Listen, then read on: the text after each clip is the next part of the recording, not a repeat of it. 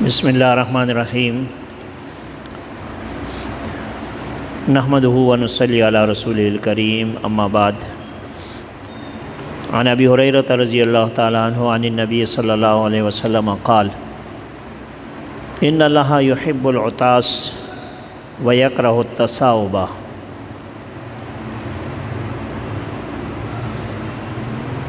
فاذا عطس احدکم وحمد اللہ کان حقا علی کل مسلم سمعہ ان یقول له یرحمک اللہ فاما التثاؤب فانما هو من الشیطان فاذا تثاؤب احدکم فلیردہ ما استطاع فإن أحدكم إذا تثاؤب ضحك منه الشيطان رواه البخاری وفي رواية لمسلم فإن أحدهم إذا قالها ضحك الشيطان منه۔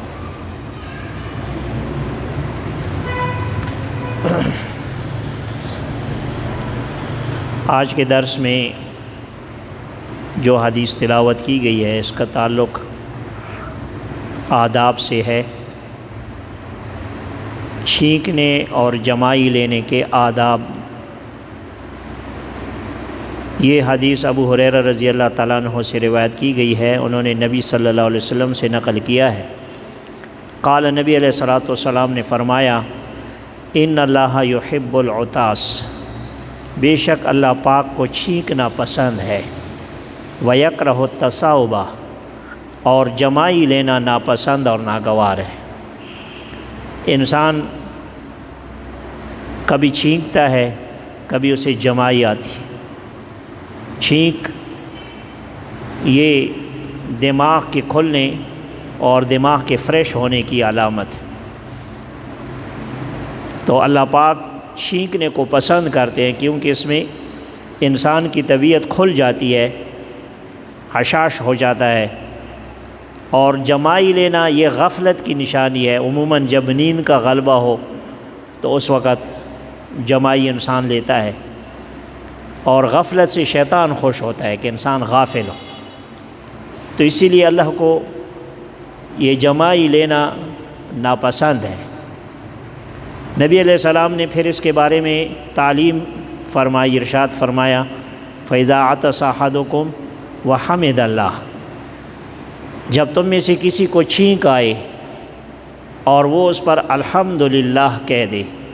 کیونکہ چھینکنے والے کے لیے یہ مستحب ہے کہ وہ چھینکنے کے بعد یوں کہ الحمدللہ، اگر اس کے ساتھ علی کل حال بھی کہہ دے تو بہتر ہے، الحمدللہ علی کل حال، بھئی اللہ کی نعمت کا شکریہ ادا کرنا ہے۔ تو نبی علیہ السلام نے فرمایا جب تم میں سے کسی کو چھینک آئے اور وہ اس پر اللہ کی حمد کرے تو کان حقا علی کل مسلم، تو یہ حق ہے ہر مسلمان پر، اس پر لازم ہے، سمعہ، جو اس چھینکنے والے کی اس الحمدللہ کو سنے تو وہ اس کو جواب میں کہے ان یقول لہ یرحمک اللہ، وہ اس کو یہ دعا دے کہ یرحمک اللہ، اللہ تجھ پر رحم کرے۔ اس کو تشمیت کہتے ہیں، تشمیت العاطس، یعنی چھینکنے والے کو جواب دینا، اور یہ جواب دینا واجب ہو جاتا ہے، لیکن اس کے لیے شرط یہ ہے کہ چھینکنے والے نے الحمدللہ کہا ہو اور سننے والے نے وہ الحمدللہ سن لیا ہو۔ تو چھینکنے والے کے لیے تو حکم یہ ہے، ادب کا تقاضا یہ ہے، مستحب یہ ہے کہ وہ الحمدللہ کہے، اللہ کا شکر ادا کرے اور زور سے کہے، اور جب وہ الحمدللہ کہے تو جو بھی نزدیک سننے والے ہوں گے ان پر پھر لازم ہو جاتا ہے کہ وہ اسے یرحمک اللہ سے جواب دے۔ جس طرح سلام کا جواب دینا واجب ہو جاتا ہے، سلام کرنا سنت ہے اور اس کا جواب دینا واجب ہے، اسی طرح چھینکنے والے کا الحمدللہ کہنا سنت ہے، مستحب اور سنت، کیونکہ سنت بمعنی مستحب کی، یعنی سنت استحبابی ہے، مؤکد سنت نہیں ہے لیکن مستحب درجے کی سنت ہے۔ تو یہ کہنے والے کے لیے سنت ہے، مستحب ہے، ثواب ہے، لیکن اس نے جب الحمدللہ کہہ دیا تو اب سننے والے پر اس کا جواب یرحمک اللہ سے دینا واجب ہو گیا۔ تو اسی لیے نبی علیہ السلام نے فرمایا کہ جب تم میں سے کسی کو چھینک آئے اور اس پر الحمدللہ کہہ دے تو یہ ہر اس مسلمان پر لازم ہو گیا جس نے اس کی آواز کو سنا ہے کہ وہ اس کے جواب میں اسے کہے یرحمک اللہ، کہ اللہ پاک تجھ پر رحم فرمائے۔ بعض روایتوں میں یہ بھی ہے، جیسے آگے آئے گا، کہ جب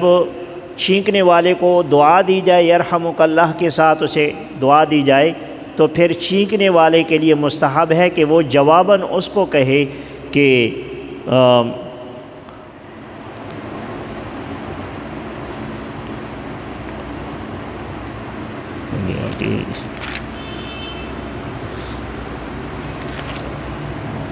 وہ اس کے جواب میں یوں کہے کہ یہدیکم اللہ ویصلح بالکم، یہدیکم اللہ، اللہ پاک تجھے ہدایت دے، ویصلح بالکم، اور تیری حالت سنوار دے، تیری حالت سنوار دے، ویصلح بالکم۔ تو یہ دعائیہ کلمات ہیں۔ چھینکنے والا پہلے الحمدللہ کہے گا، مستحب ہے اس کے لیے۔ سننے والا کے لیے لازم ہے، واجب ہے کہ وہ اس کو دعا دے یرحمک اللہ کے ساتھ۔ اگر مخاطب مرد ہو تو یرحمک اللہ، کاف کے اوپر زبر، اور اگر مخاطب مؤنث ہو، جیسے اپنی بیوی ہے، اپنی بیٹی ہے، اپنی ماں ہے، بہن ہے، محارم میں سے کوئی ہے، تو اس کے لیے پھر کاف کے نیچے زیر لگانا ہے، مؤنث کا صیغہ بن جائے گا، یرحمک اللہ،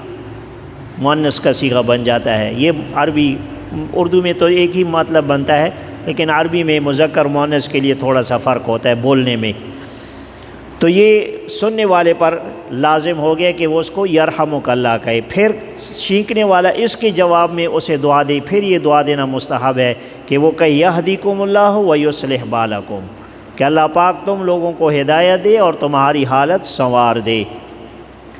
یہ تو چھینکنے کے بارے میں نبی علیہ السلام نے تعلیم دے دی۔ اب جمائی کے بارے میں نبی علیہ السلام فرماتے ہیں فَأَمَّا التَّصَاوُبُ، پس جو جمائی لینا ہے، فَإِنَّمَا هُوَ مِنَ الشَّيْطَانِ، تو یہ شیطان کی جانب سے ہوتی ہے، یعنی شیطان انسان کو غفلت کا شکار بنا دیتا ہے اور اس کو جمائی آنے لگتی ہے۔ پھر نبی علیہ السلام نے فرمایا فَإِذَا تَصَاءَبَ أَحَدُكُمْ، جب تم میں سے کسی کو جمائی آئے تو فَلْيَرُدَّهُ مَا اسْتَطَاعَ، تو چاہیے کہ وہ جمائی کو روکے جہاں تک اس سے ہو سکے، یعنی پہلے تو تھوڑی سی جمائی زبردستی منہ کھول لیا، یہ نہیں، پہلے کوشش کرے کہ جمائی کو روکے، دانتوں کو پیس کر یا ہونٹ کو جو ہے تھوڑا سا دانتوں کے ساتھ کاٹ کر کسی طریقے سے اس جمائی کو روکنے کی کوشش کرے، کیونکہ یہ اللہ کو ناپسند ہے، شیطان اس پر خوش ہوتا ہے، تو ہمیں شیطان کو خوش نہیں کرنا، اور جو چیز اللہ کو ناپسند ہے اپنے آپ کو حتی الامکان اس سے بچانا ہے۔ لیکن چونکہ بعض اوقات انسان بے بس ہو جاتا ہے تو انسان اپنی جتنی اس کی طاقت ہے اسی پر جو ہے اس کے لیے لازم ہے کہ اس پر عمل کرنے کی کوشش کرے۔ تو فرمایا کہ جب تم میں سے کسی کو جمائی آنے لگے تو جہاں تک ہو سکے اسے روکے۔ فَإِنَّ أَحَدَكُمْ إِذَا تَصَاوَبَ ضَحِكَ مِنْهُ الشَّيْطَانُ، کیونکہ فرمایا کہ جب تم میں سے کسی کو جمائی آتی ہے اور وہ جمائی لینے لگتا ہے تو ضحک منہ شیطان، شیطان اس پر ہنستا ہے، شیطان خوش ہو جاتا ہے نا، تو جب شیطان خوش ہو جاتا ہے تو وہ ہنستا ہے اس پر۔ یہ بخاری شریف نے اس حدیث کو نقل کیا ہے، اور مسلم شریف کی روایت میں یوں الفاظ آئے ہیں کہ فَإِنَّ أَحَدَكُمْ إِذَا قَالَ ہاں ضحک الشیطان منہ، کہ جب تم میں سے کوئی ہاں کی آواز نکالتا ہے، یا آپ نے کبھی غور کیا ہوگا بعض لوگوں کی عادت ہوتی ہے کہ جب وہ جمائی لیتے ہیں تو ایک تو منہ پورا کھول دیتے ہیں، پھر آخر میں ایک آواز یہ اس قسم کی جو آواز نکالتے ہیں تو یہ شیطان اور زیادہ خوش ہو جاتا ہے۔ تو ایسا نہیں کرنا چاہیے، پہلے تو بتایا کہ حتی الامکان اسے روکنے کی کوشش، اگر پھر بھی نہ روک سکے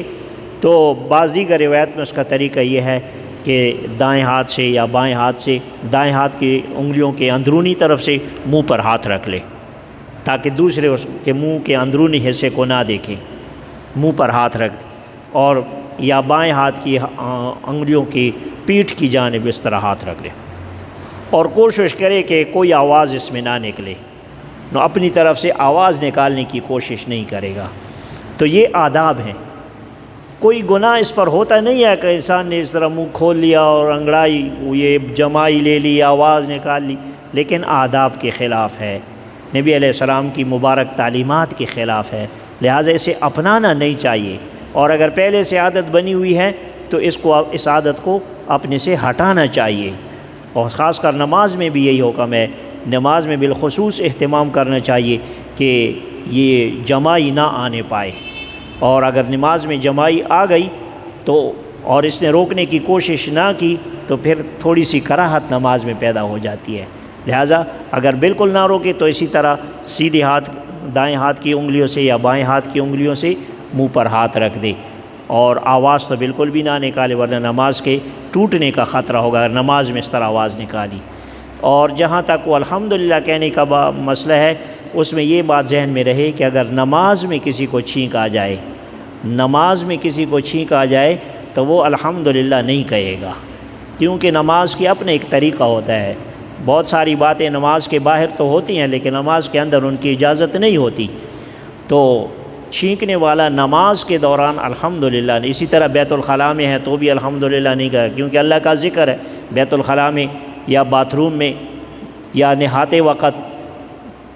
ان حالات میں انسان کو نہیں کہنا، دل ہی دل میں کہہ سکتے ہیں لیکن زبان سے ادا نہیں کرنا۔ تو نماز میں اگر کسی نے الحمدللہ اگر کہہ بھی دیا، کسی نے نماز کے اندر الحمدللہ کہہ دیا تو اس کی نماز نہیں ٹوٹے گی، کیونکہ الحمدللہ نماز میں کہنے سے نماز نہیں ٹوٹتی، اگرچہ کہنا نہیں چاہیے، چھینکنے کے جواب میں نہیں کہنا چاہیے، لیکن اگر کہہ دیا تو نماز نہیں ٹوٹے گی۔ لیکن اگر اس کے جواب میں کسی نے اس کو یرحمک اللہ نماز میں کہہ دیا تو اس کی نماز ٹوٹ جائے گی، لہٰذا جواب پھر نماز کے اندر بالکل بھی نہیں دینا، چاہے کہ اس نے الحمدللہ کہا بھی ہو تب بھی جواب نہیں دینا۔ یہ حکم نماز کے باہر کا ہے کہ نماز میں انسان نہ ہو،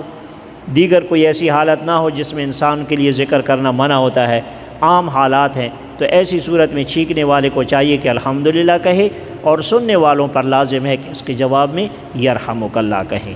اللہ پاک ہم سب کو ان مبارک تعلیمات پر عمل پیرا ہونے کی توفیق عطا فرمائے۔ وآخر دعوانا الحمدللہ رب العالمین۔